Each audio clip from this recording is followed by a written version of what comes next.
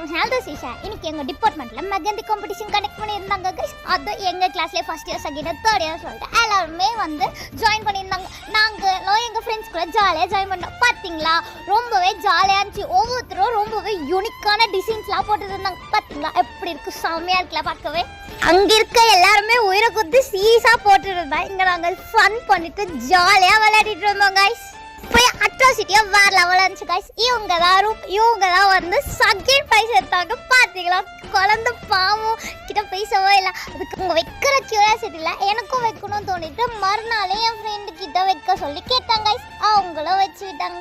பக்கவா இருந்துச்சு. அது நெக்ஸ்ட் வீடியோவில் கட்டுறேன். ஓவரால் நான் எடுத்த எல்லாரோட வீடியோட ஹேண்டையும் கவர் பண்ணிட்டாங்க. பார்க்கவே சூப்பராக இருந்துச்சு. எல்லாருமே வந்து அவங்களோட பெஸ்ட்டை கொடுத்துட்டு இருந்தாங்க.